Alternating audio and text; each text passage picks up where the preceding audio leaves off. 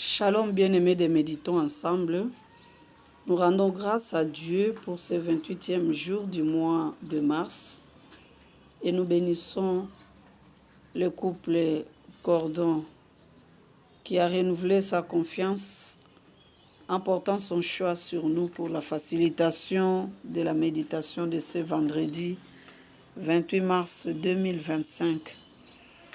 Nous saluons en passant aussi les administrateurs que nous n'avons pas oubliés tous les serviteurs et servantes, ainsi que tous les membres de notre plateforme. Coup de chapeau à toutes les grandes dames, femmes fortes et vaillantes soldates de ces forums qui m'ont précédé pendant tous les mois de mars. Vous avez témoigné de votre bravoure, vous avez témoigné de quoi vous êtes capable, bien-aimés, sans vous flatter. Vous êtes des oins de Dieu. Soyez bénis, mes sœurs. Que la grâce de Dieu abonde davantage dans vos vies et dans vos familles respectives. À vous, nos chers papas et frères, dans le Seigneur, que Dieu, notre Père, multiplie ses grâces et ses faveurs divines, car vous nous avez honorés sur ces plateaux en ce mois de mars 2025.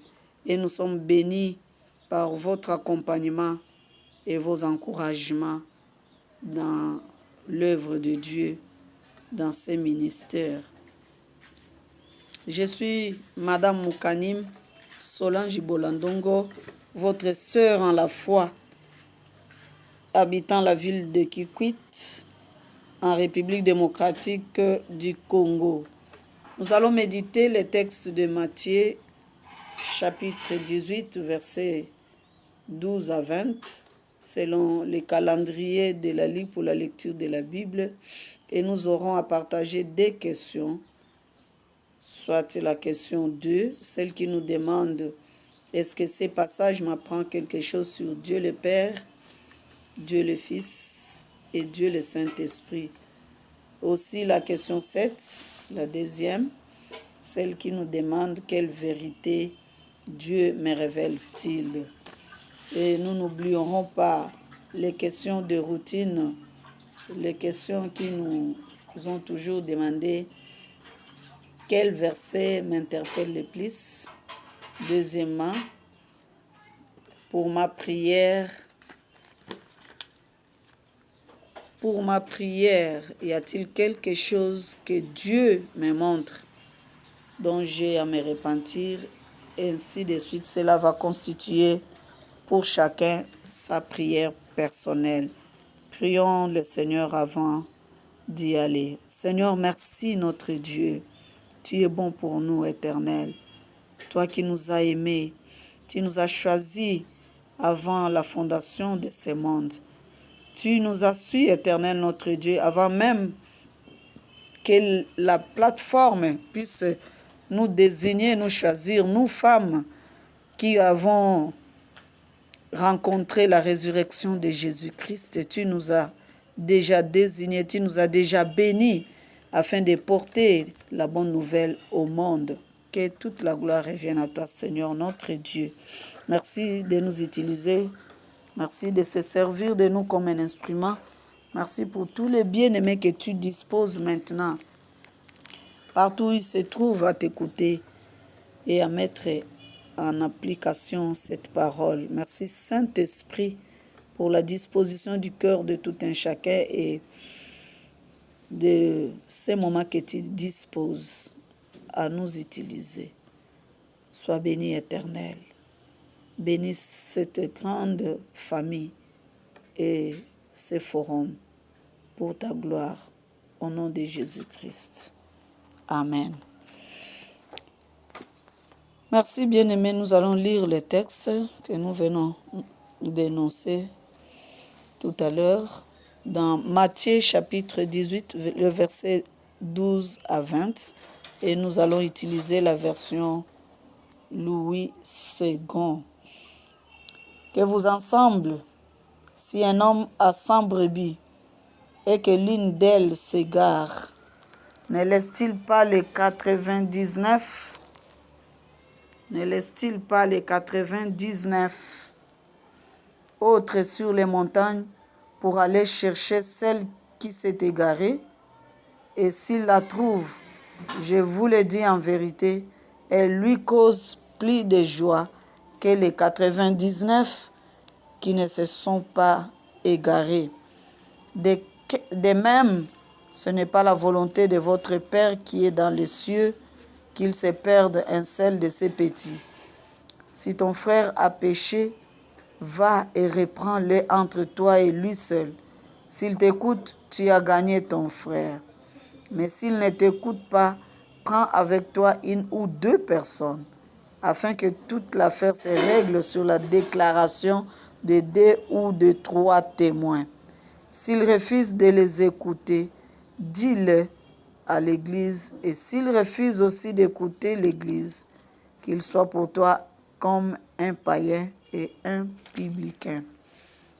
Je vous le dis en vérité, tout ce que vous lierez sur la terre sera lié dans les ciels, et tout ce que vous délierez sur la terre sera délié dans les ciels.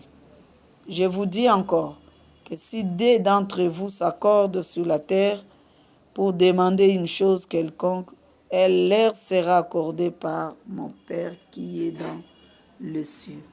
Car là où 2 ou 3 sont assemblés à mon nom, je suis au milieu d'eux. Amen. Voilà les textes de notre partage de ce jour. Nous allons devoir passer à répondre aux questions qui nous sont proposées par le lecteur de la Bible. Nous avons la question 2. Est-ce que ce passage m'apprend quelque chose sur Dieu le Père, Dieu le Fils et Dieu le Saint-Esprit? Nous disons oui, ce passage m'apprend quelque chose sur Dieu le Fils, Jésus-Christ, que nous retrouvons dans le verset 12 à 14. Ici, bien-aimés, c'est l'adresse de Jésus à ses disciples. Le Fils de Dieu leur montre l'importance, soit l'objectif de sa mission sur terre. C'est donc la recherche et le salut des âmes perdues. Et il le dit en termes d'une brebis perdue ou égarée parmi 100 autres que un monsieur ou une personne peuvent avoir et qui doit absolument rechercher celle qui a été égarée en vue de la ramener dans la bergerie. Ça, c'est ce que j'apprends de Jésus-Christ comme Fils de Dieu, comme Dieu le Fils. Il a le souci d'une brebis perdue, il a le souci d'une âme perdue. La deuxième chose de ce que j'apprends de Dieu le Père, le Fils ou le Saint-Esprit, j'apprends aussi dans le verset 14 et le verset 19 que Dieu le Père, dans sa volonté, il n'aime pas la perte d'une seule âme. Cela est bien ressorti au verset 14. Il n'aime pas la perte d'une seule âme. Et au verset 19, c'est Dieu le Père qui donne ce que qui nous donne ce que nous avons besoin, ce que nous lui demandons. Lorsque nous nous accordons 2 personnes, il nous donne ce que nous lui demandons. C'est cela que j'apprends de Dieu le Père dans ces 2 versets. Donc, il y a Dieu le Fils, il y a Dieu le Père dans les textes que nous avons lus. Et la troisième chose de ce que j'apprends aussi de Dieu le Fils, entre le verset 15 et le verset 17, de 15 à 17, j'apprends que Jésus, comme Dieu le Fils, est un bon administratif, bien-aimé. Jésus est un bon administratif. Voilà comment il donne une procédure, une démarche à suivre pour ramener une frère qui a péché avant d'être sanctionné ou mis sous discipline à l'église ou dans une assemblée. Bien-aimé, Jésus, j'apprends de lui qu'il est un bon administratif. Il nous donne la voie à suivre, la procédure à suivre. Waouh! C'est Jésus, un véritable chef de service, un véritable chef de bureau. Il a l'administration tout entière avec lui. C'est formidable, bien-aimé. Ça, c'est ce que j'apprends de Jésus. Nous passons à la question 7. Quelle vérité Dieu me révèle-t-il? Et avant de passer à ce que Dieu me révèle, nous allons suivre dans le deuxième volet de notre message.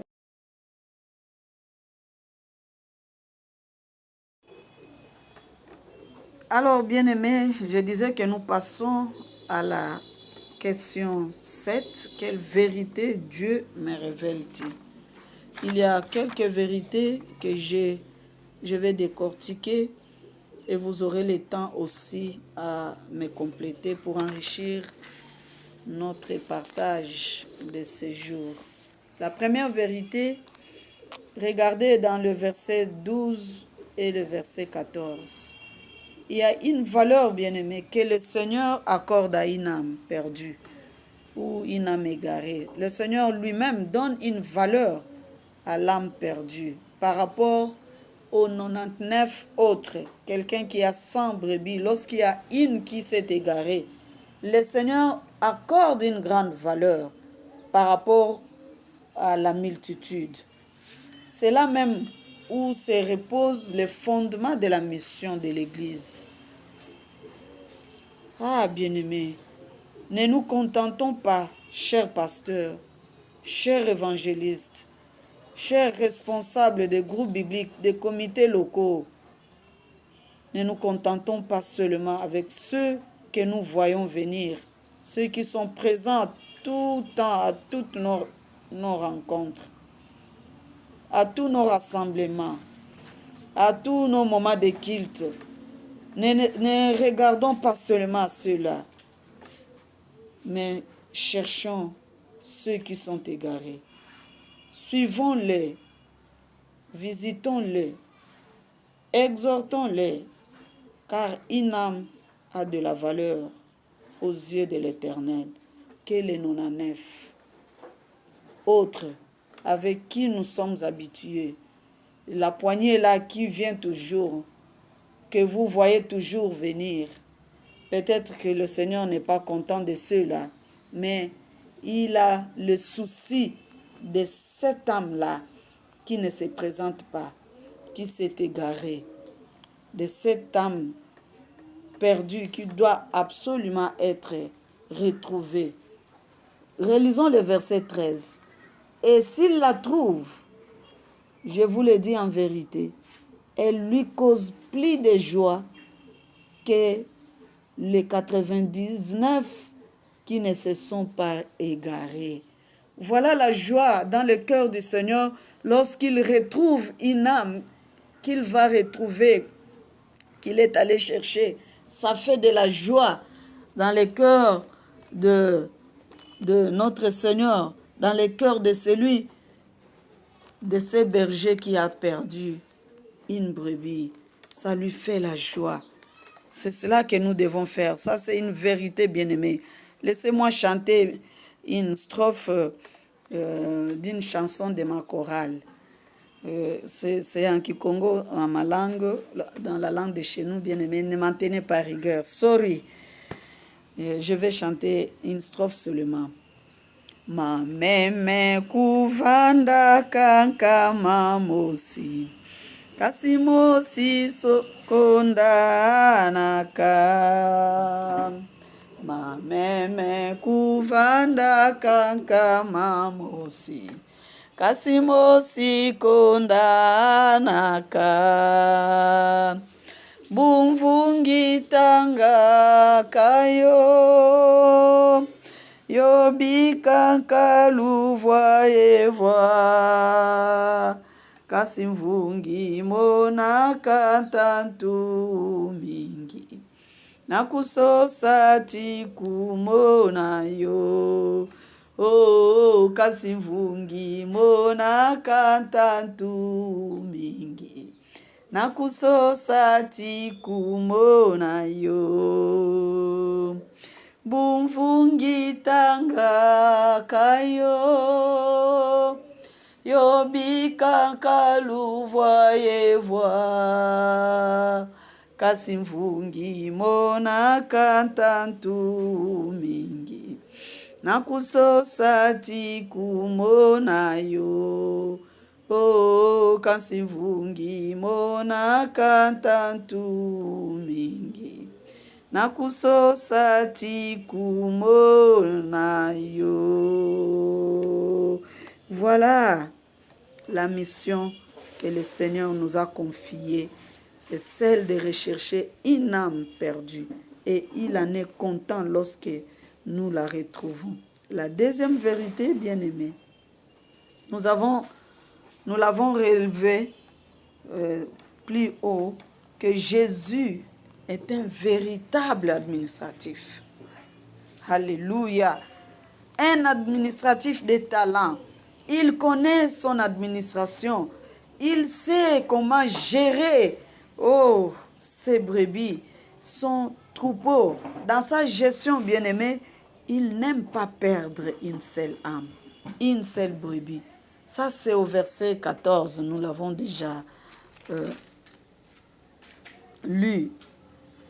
Il n'aime pas perdre une seule âme. Ainsi, il nous propose une démarche.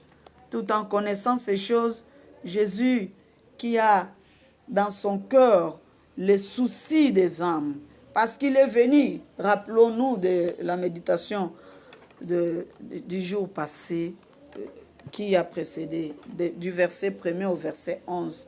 Il est venu pour les brebis perdues, pour ceux qui ont péché.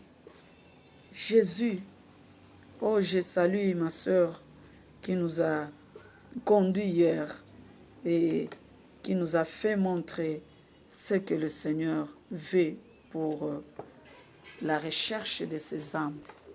Jésus, l'administratif des talents, il nous propose une démarche pour récupérer, bien-aimé, un frère ou une sœur qui a commis les péchés. Regardez, bien-aimés, combien nous avons perdu dans la Ligue pour la lecture de la Bible, dans nos assemblées, dans nos groupes bibliques, dans nos comités locaux, tout en les regardant comme les plus impurs, les plus pécheurs que nous-mêmes. Ce n'est pas dans les pensées de notre Seigneur. Ce n'est pas ce qu'il voit de celui-là. Peut-être que nous-mêmes, nous sommes plus pécheurs que celui-là, que nous regardons comme impurs.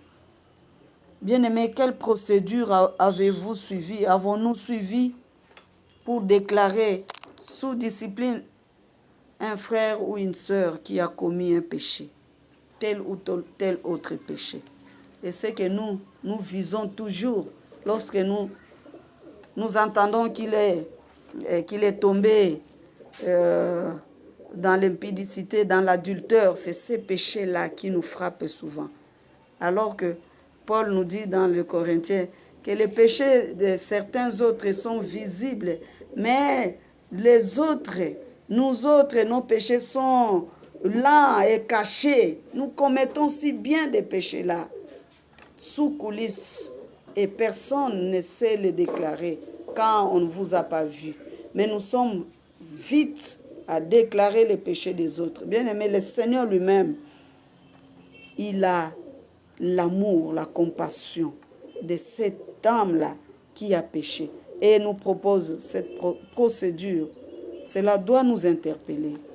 Réalisez ce verset 15 à 17. Si ton frère a péché, va et reprends-le entre toi et lui seul.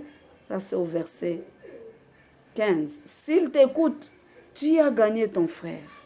Ah, c'est merveilleux. S'il t'écoute, peut-être qu'il attend. Peut-être que le Seigneur, lui, a déjà touché le cœur. Il attend seulement que quelqu'un vienne le relever et il va écouter. Tu as gagné une âme. Le verset 16. Mais s'il ne t'écoute pas, prends avec toi une ou deux personnes afin que toute l'affaire se règle sur la déclaration de 2 ou de 3 témoins. Oh, c'est Dieu-là, il est merveilleux. Il est compatissant. Il a pitié toujours. Il a pitié. Quel ami fidèle et tendre. Ah, Jésus.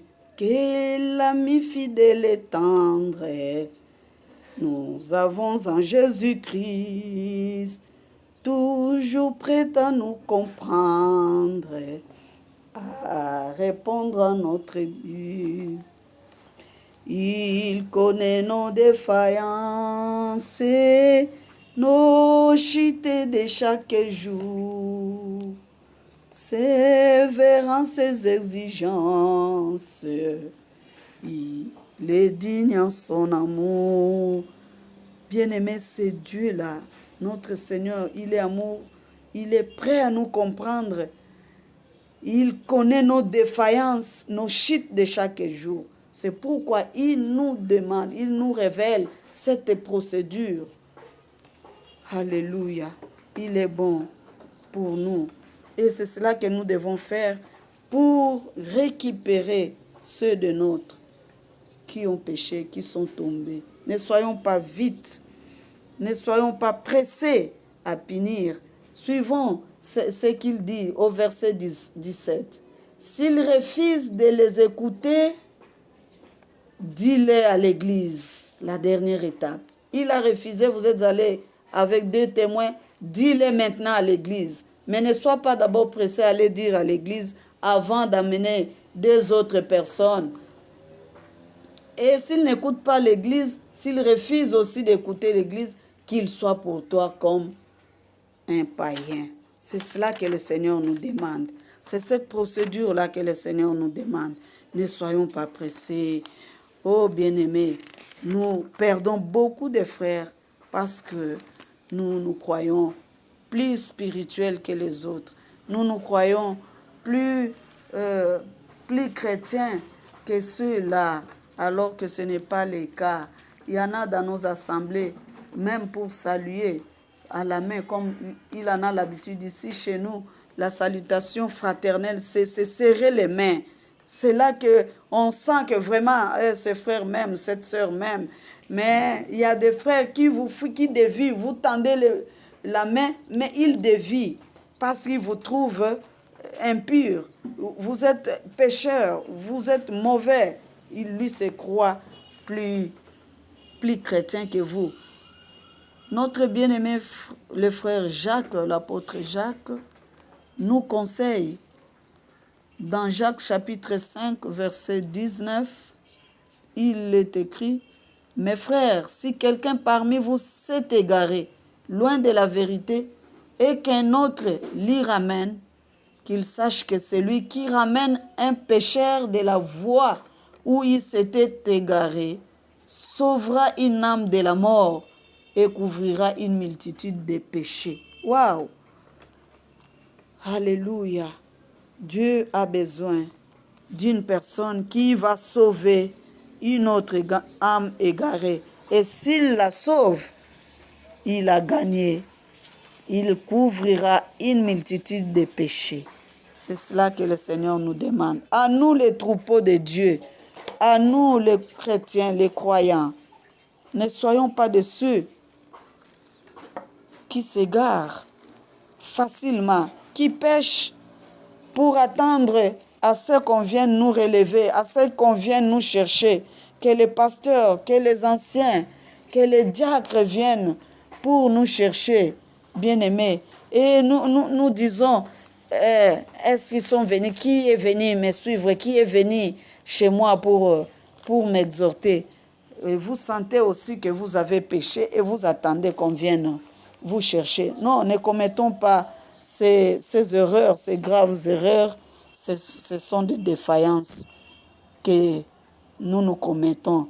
Hébreu nous dit, chapitre 10, verset 37 à 39, encore un peu de temps, celui qui doit venir viendra et il ne tardera pas.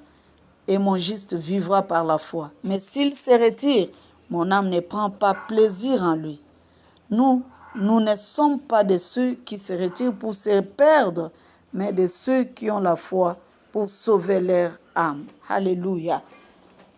Nous ne sommes pas de ceux qui se retirent pour se perdre, mais ceux qui ont la foi pour sauver leur âme. Car un peu de temps, celui qui doit venir viendra et il ne tardera pas. Bien-aimés, sauvons nos vies, sauvons nos âmes. Ne nous retirons pas pour attendre qu'on vienne nous chercher. Sinon, le Seigneur va nous trouver en dehors de la bergerie et nous ne serons pas sauvés. Suivons le troisième enregistrement.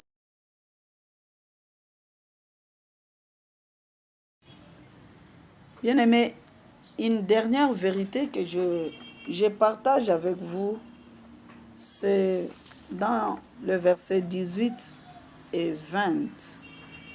Les paroles des hommes de Dieu, des serviteurs de Dieu sont sacrées, au point que Dieu les a scellés du pouvoir qu'il leur a conféré. Et faisons attention, ne tombons pas sous leur pouvoir, car ce qu'ils vont déclarer sur nous va s'accomplir. Faisons attention, bien-aimés, de tomber sous leur pouvoir. Lorsque ils déclarent, lorsqu'ils s'unissent, ils déclarent quelque chose à Dieu sur nous, à cause de ce que nous aurons fait, à cause de notre incrédulité, parce que nous sommes restés incrédules et nous ne voulons pas nous repentir, ils peuvent déclarer quelque chose et qui va s'accomplir. Beaucoup de nos frères, de nos bien-aimés sont tombés, on les a approchés, on les a exhortés, mais ils sont restés incrédules. Ils sont sortis même de l'assemblée. Dans la ligue, nous l'avons vécu. Il y a des frères qui ont été mis sous discipline. Ils sont restés dans l'incrédulité. Et parce qu'ils étaient favorisés dans leurs églises locales, ils ont continué à servir là-bas. Nous avons encaissé des frères qui sont morts sous cet état-là de sous-discipline à l'église, à la ligue, mais servant à l'église. Voyez-vous, bien-aimés, Dieu, il est fidèle. Et les paroles de ses serviteurs, parce qu'il les scelle de son pouvoir, ces paroles-là s'accomplissent. Et ça tourne mal lorsque nous restons incrédules. Faisons grandement attention dans notre marche avec le Seigneur. Ne tombons pas. Demandons seulement la grâce de Dieu de veiller sur nous, de veiller sur nous-mêmes aussi. Ça, c'est dans le verset 18. Tout ce que, au verset 18, je vous le dis en vérité, tout ce que vous lierez sur la terre sera lié dans les cieux. Et tout ce que vous délierez sur la terre sera lié dans le ciel. Ils ont le pouvoir de lier sur la terre et le Seigneur leur accorde ce pouvoir. Et dans le ciel, c'est cela, le pouvoir que le Seigneur a accordé à ses serviteurs. Lorsque le conseil paroissial siège autour d'un dossier de ce que vous et moi, par mégarde, avons tombé, que nous sommes restés, les frères sont venus vers nous. L'Église est venue vers nous. Nous sommes restés à notre niveau d'incrédulité. Nous n'avons pas accepté. Lorsqu'il déclare, il décide. Et cela va rester. Bien-aimés, voyons le Seigneur qui nous a appelés. Les sacrifices que nous avons endurés. Ne perdons pas le temps. Ne perdons pas tous ces sacrifices. Tous ces sacrifices de rester incrédule. Même si je suis tombé dans l'adultère, dans l'impudicité. Mais le Seigneur, lui, a donné sa vie. Il nous a lavé de son sang. Il nous appelle. Venez à moi, vous tous qui êtes fatigués, chargés. Approchons du trône de grâce pour obtenir miséricorde. C'est ça que le Seigneur nous conseille. Voilà ce que le Seigneur nous demande pour notre salut, pour le salut d'une âme. Ici, dans les versets 19 et 20, tous ceux qui s'accordent au nom de Jésus et demandent à Dieu quelque chose, il leur sera accordé. C'est une autre vérité. Lorsque vous vous accordez, même les fiancés, dans un couple fiancé, quand ils s'accordent, ils demandent à Dieu d'intervenir, de les ouvrir des portes pour réaliser leurs projets. Le Seigneur écoute, il entend. Et le couple fiancé, nos bien-aimés, nos frères, nos jeunes frères et sœurs qui sont fiancés dans les forums, nous vous conseillerons de prendre beaucoup de temps de prière, de prier ensemble, soit chacun est chez eux, mais à un moment, ensemble, vous priez, le Seigneur va se manifester.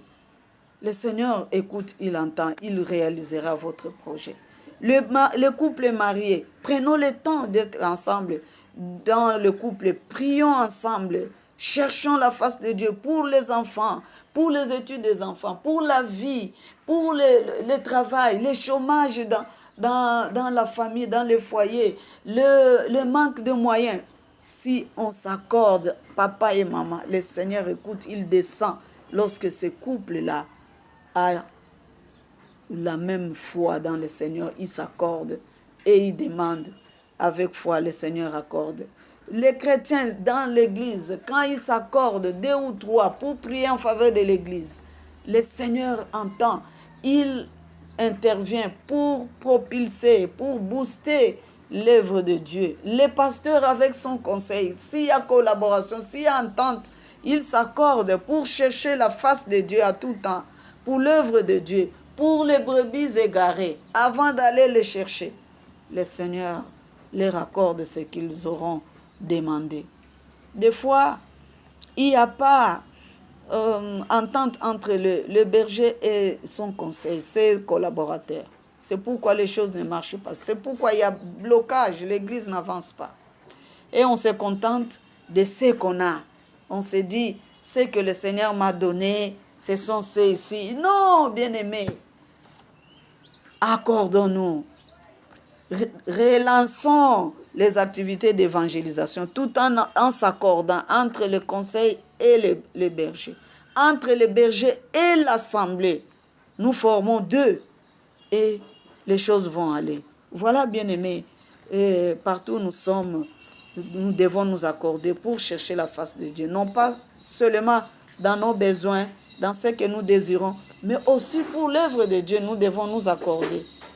En ces temps difficiles, en ces moments où les chrétiens sont en train d'abandonner la foi, d'aller vers le musulman, vers les témoins de Jéhovah, pour chercher les moyens de quoi vivre. Mais l'Église, ça doit nous éveiller, nous devons nous accorder. C'est une chose de bon pour que le Seigneur intervienne et ramène ceux qui sont perdus, qui sont égarés aussi. Soyons toujours en accord. Le verset qui m'interpelle le plus, c'est le verset 14. Je le relis à l'intention de tous. De même, ce n'est pas la volonté de votre Père qui est dans les cieux qu'il se perde un seul de ses disciples, de ses petits. Voilà ce qui m'a interpellé le plus dans ces passages que nous venons de partager. Pour notre prière, pour ma prière, chacun prendra le temps de répondre à ces questions pour sa prière personnelle. Que Dieu nous bénisse, qu'il bénisse ce forum qui nous enseigne, qui nous édifie au quotidien. Que ce forum aille de l'avant. Gardons et maintenons les caps, maintenons notre identité. Le Seigneur sera glorifié. À son retour, il nous trouvera dans la foi et nous serons sauvés, nous serons à ses côtés. Que le Seigneur vous bénisse. Prions. Seigneur, merci pour cette parole. Daigne la bénir, la rendre vivante dans chacun de nous. Que nos cœurs soient disposés à appliquer la parole que nous méditons pour notre salut. Bénis ce forum, les administrateurs, l'initiateur et tous les membres. Merci pour toutes les femmes que vous avez utilisées depuis le premier jusqu'à ce jour. Merci pour celles qui vont finir ces mois, demain le 29, le 30 et le 31. Que ce forum, Seigneur, notre Dieu, qui nous a honorés, puisse être béni. Au nom de Jésus-Christ. Amen. Bon début de semaine à tous et la suite de la semaine. Merci.